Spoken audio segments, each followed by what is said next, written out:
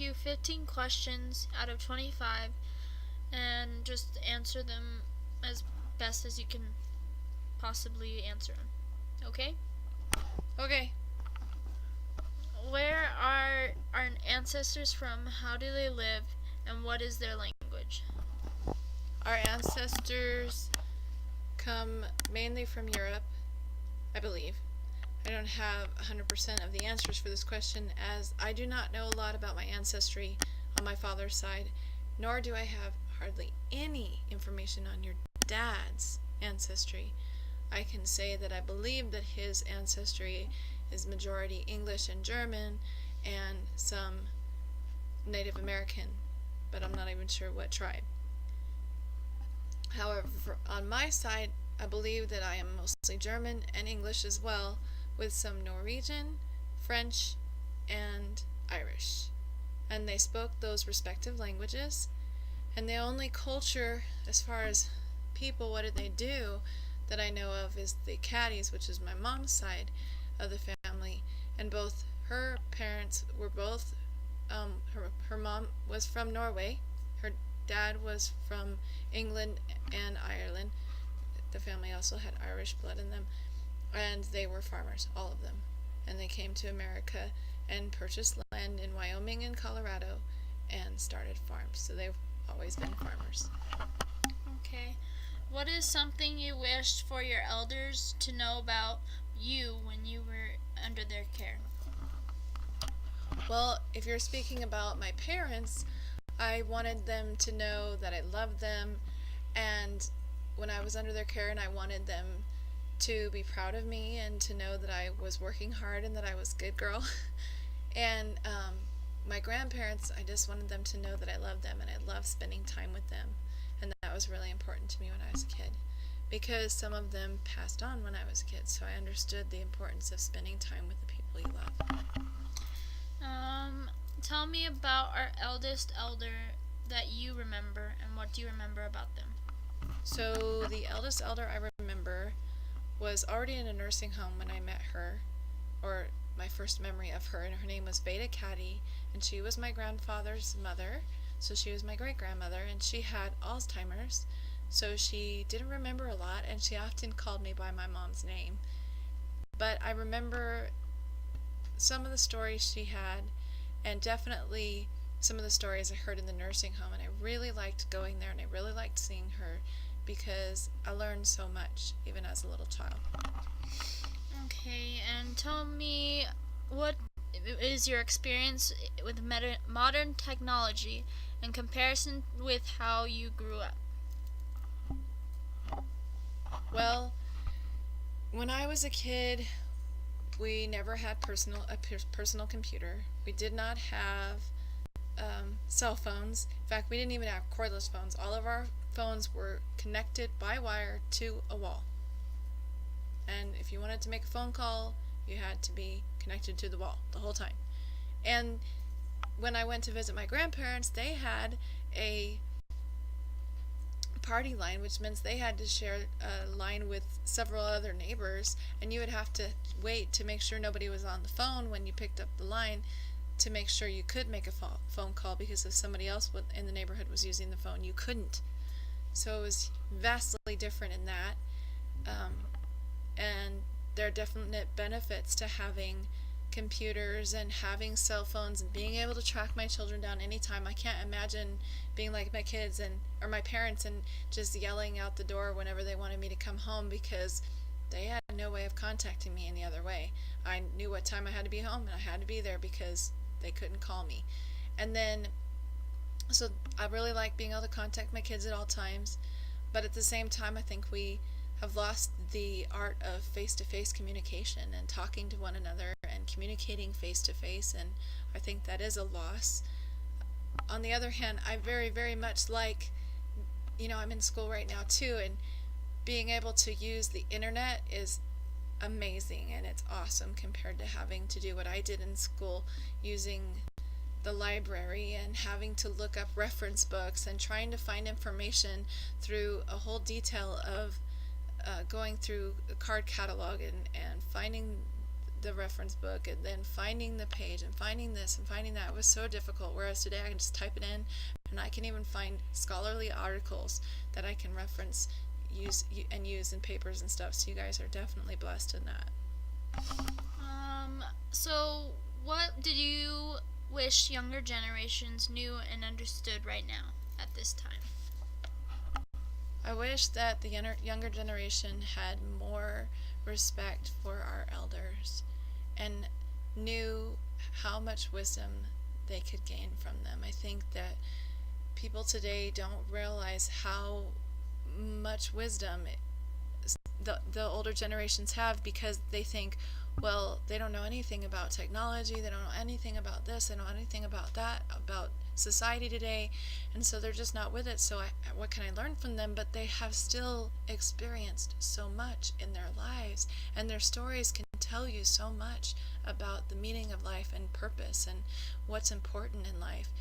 And we miss that today. Relationships are the most essential part of being a person, and that relationships have been put to the wayside, and it's all about being successful financially and making something of yourself, and relationships are just not important anymore. How are our ancestors important to our future? So on a personal level, like our personal ancestors, we can learn a lot from, at least I learned a lot from my elders and my ancestors, in the importance of hard work, and that you can accomplish great things through hard work. Sometimes it's not always just being the smartest and the most intelligent and having all the degrees, but being a hard worker can make you successful. My grandparents, or my grandfather's family, during the Depression, they didn't have to deal with the same kind of issues that the rest of the world was going through, because they lived on a farm, and they were successful through that because they worked together as a community, and they came together, and those people who had this shared with others, and those people who had that shared with others, and they didn't have to struggle the way the rest of the world did. So there's definitely something to be said about the how great it is to have hard work. And then, of course, as a humanity, we benefit from knowing our past so that we don't repeat it. We can learn from the mistakes others made and not make the same mistakes today. Okay, are you what you wanted to be, and have you done what you wanted to do yet? Why or why not? What is hindering your dreams aside from money? So obviously you know that I I did not go about things the way I probably should have. I was married a week after I graduated high school, and I did not end up going to college, and then a couple years later, you were born. So I became a mom, and that became my focus, and it definitely deterred me and definitely didn't help me to stay focused on what my dreams are. I then did not I then did not pursue things the way I should have, and I had to work really hard to get where I am today. But I do think that I like where I'm at today. No, I didn't follow my dreams. I'm not a Christian rock star. And I'm not a music teacher.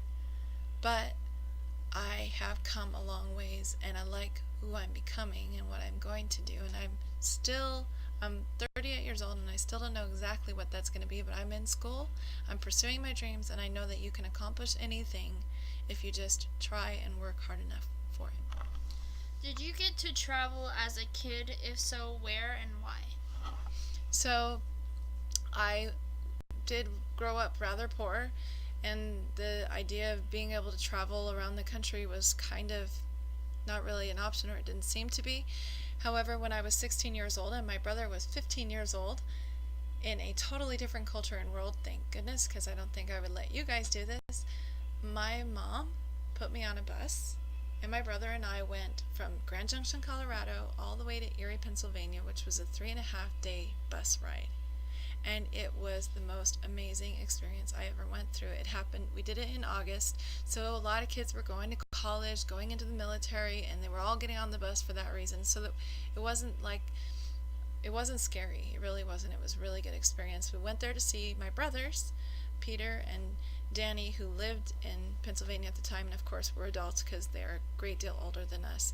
And we had an awesome experience. We got to go to Cedar Point. We got to go to Niagara Falls.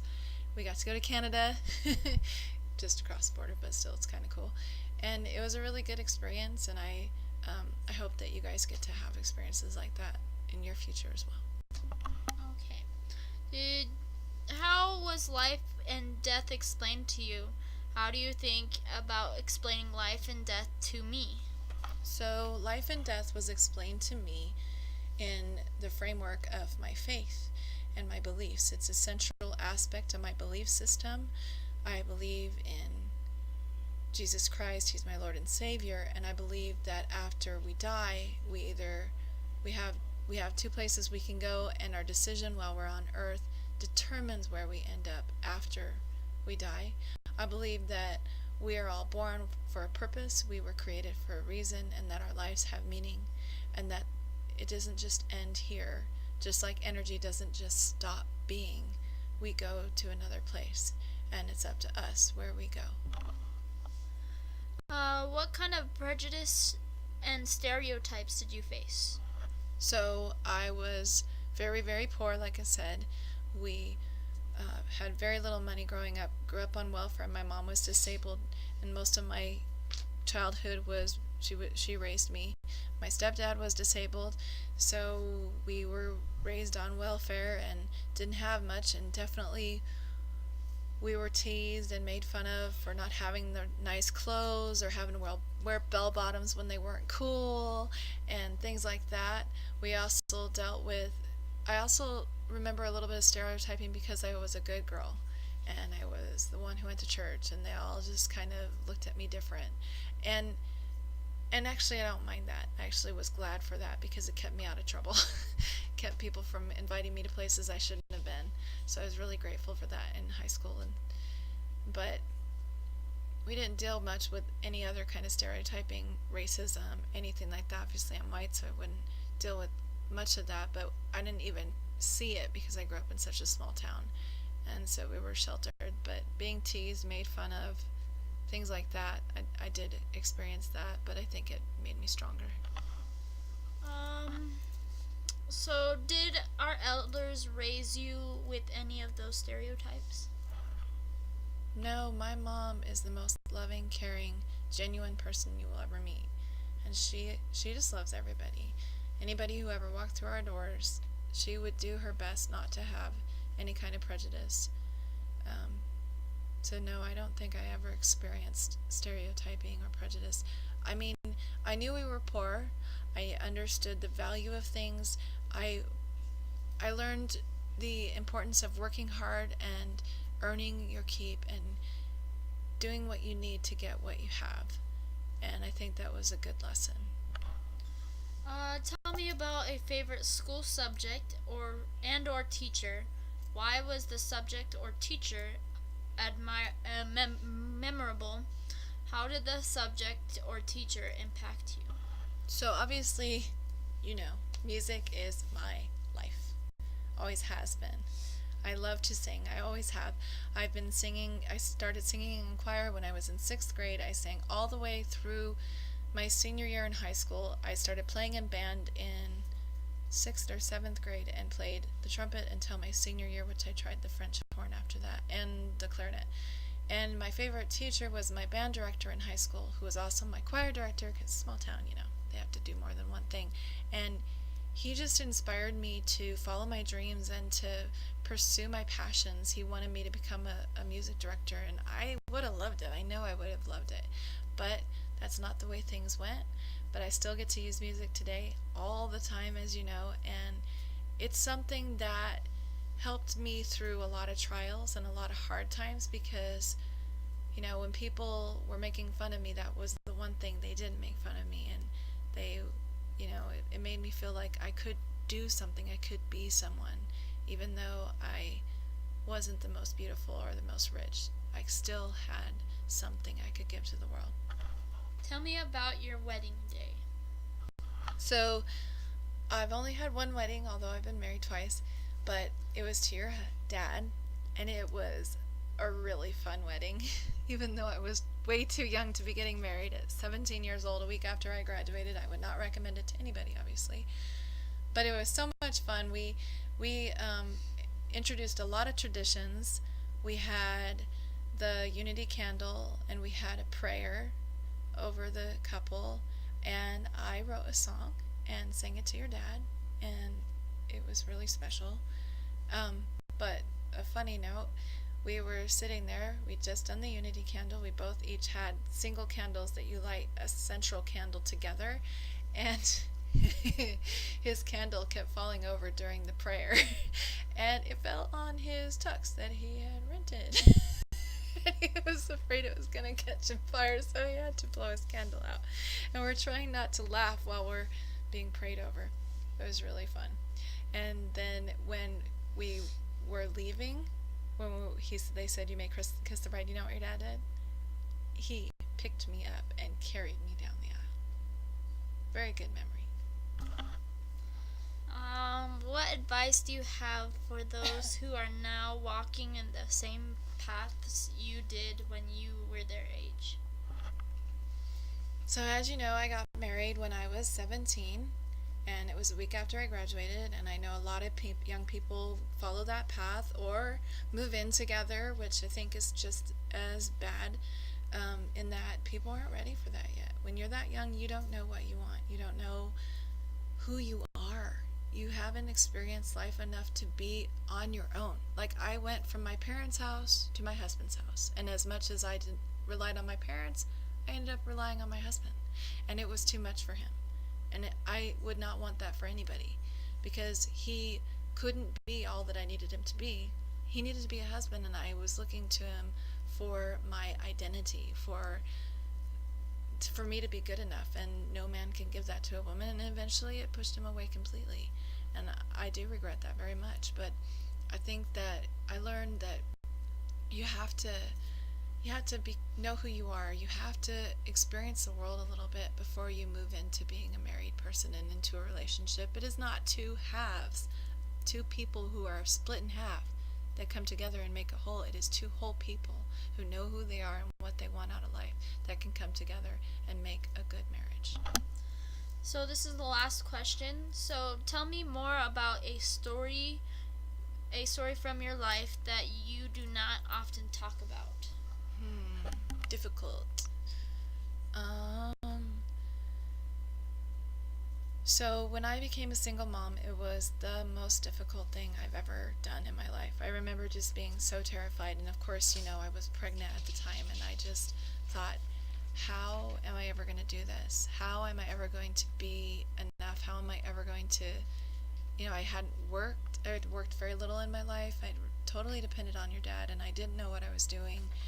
And I think that was the greatest time of growth for me as a person. I had to get a job. I had to start taking care of you guys. I was facing the most scary Christmas, no money, no way to pay. I mean, I had people helping me with rent because I couldn't even afford it with my job.